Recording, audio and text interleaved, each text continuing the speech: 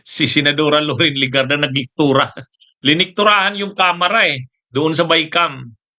Maraming nagtatanong sa akin, Attorney, bakit dun sa isang videong kumakalat, galit na galit si Senadora Loren Ligarda? O ganito kasi ang nangyari diyan, mga kabunyog, mga kababayan.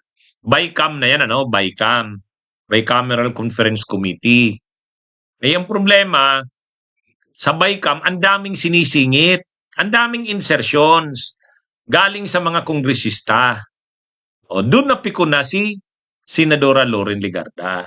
Sabi niya, pagdating dito sa Bycam, limited na lang ang fiscal space na pwede nating gawin. Ibig sabihin ng limited na fiscal space, hindi na pwede yung napakaraming mga insertions o pahabol o singit. Ha?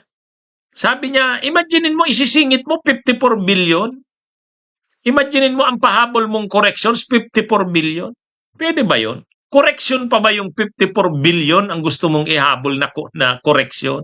Hindi na. Sabi ni Senadora Loren Ligarda, dapat kasi ganito. Yung original pa lang na budget, yung pagkakagawa pa lang, ang gumagawa niyan, DBM, Department of Budget and Management. Yung ginagawa niyan, ang tawag NEP, National Expenditure Program ng administrasyon. So dapat doon pa lang, yung mga distrito, yung mga iba-ibang lugar ng Pilipinas, nagsasubmit na doon sa DBM ng kanilang mga projects para na pag-aaralan. Para pagdating sa Senado o sa Kongreso, sa Senado, ano na lang doon, kumbaga, ang assumption doon o ang presumption doon, pinag-aralan ng DBM yung mga project na nakalista dyan. Okay, kung mayroon mang mga amendments o kunting pagbabago ang mga kongresista, okay yon. Pero ano lang, wag marami. Ganon din sa Senado. Ay medyo napipikon si Loren Ligarda kasi nasa Baycam na, pero ang mga ginagawa pa rin na mga pagbabago sa budget, bilyon-bilyon.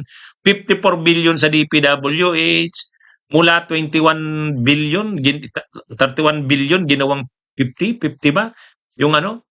51 billion yung ano, yung MAIF, yung MAIF at saka yung farm to market roads, ginawa ring 32 billion. Kumbaga, ang lalaki ng mga insertions o pagbabago. Kaya sabi ni Senadora Loren Ligarda, gawin nyo naman yung trabaho nyo.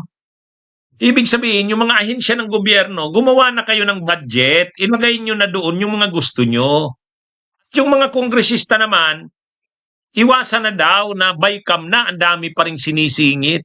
May mga sulat pa daw siyang nare-receive. Pahabol sa kanya bilang congressman. Ay kung senador, pinapakiusap, isingit ito, isingit ito.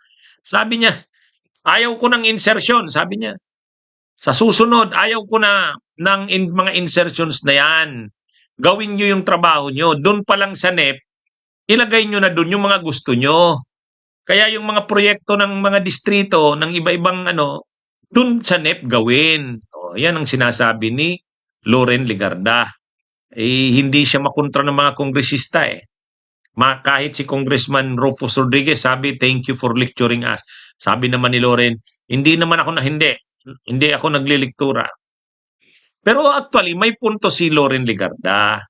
Ang take ko doon ganito, tama naman si Loren, pero napaka-idealistic nun. Hindi nangyayari yan sa Pilipinas. Hindi mangyayari yan sa Pilipinas. Dapat ganun. Ibig sabihin yung budget, piniprepare ng executive sa pamamagitan ng DBM. Ang mga kongresista dapat, hindi naman trabaho ng kongresista na maglagay ng mga projects. Hindi trabaho yan ng kongresista, yung mga tulay, kalsada, yung mga flood control, yung mga farm to market roads. Hindi yan trabaho ng congressman. Legislation ang trabaho ng congressman. Gumawa ng batas.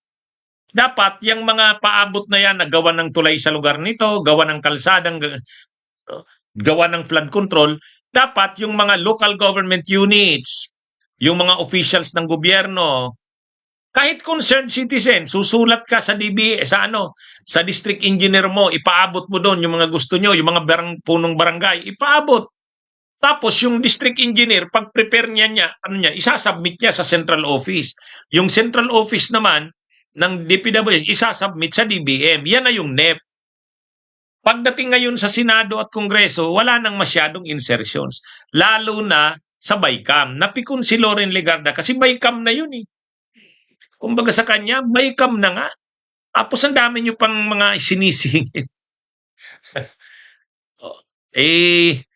Ang totoo kasi dyan, sabi nga ni Senador dating Senate President Franklin Drilon, tanggapin na natin ang katotohanan. Ang nangyari dyan, maraming mga insertions kasi maraming mga kongresistang gustong pagbigyan sila. Kumbaga, may mga kongresistang nadihado. Nung pinag-usapan sa Kamara, nakalusot na yan sa Kamara, may mga kongresistang nadihado. Siguro kung ano-anong warning sa DPWH, kung ano-anong warning sa presidente. So pinipilit ngayon ng DPWH at saka ng executive na ihabol yon yung 54 billion. Kaya lang ang Senado rin, tumitindig rin. Hindi na. Nakakahiya naman sa amin yan. Ibig palang sabihin kami ang mali. Yun. Ngayon, ang naging compromise diyan ganito, sumulat ng apology letter si Vince Dizon. Pangalawa, tinapyasan ng 20.7 billion yung budget ng DPWH. Hindi na buong binigay yung yung rene-request na ibalik yung 54 billion na tinapyas, hindi na. 20.7 billion ang tinapyas. So, halos kalahati o sobrang kalahati ang na-retain. Hindi pinagbigyan yung DPWH. Kaya lang, ang sinasabi dyan ni Loren Legarda, pag tayo'y nag-uusap na sa BICAM, wala na dapat maraming insertions. Kung mayroon man, kunti lang na mga corrections.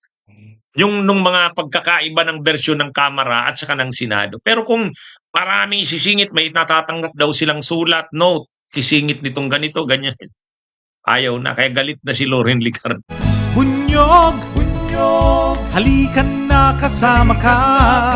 Bunyog, kapag buklod ay may pag-asa. Luzon, Visayas, Mindanao, isa ang pananaw. Sa bagong Pilipinas ang bunyog isisigaw.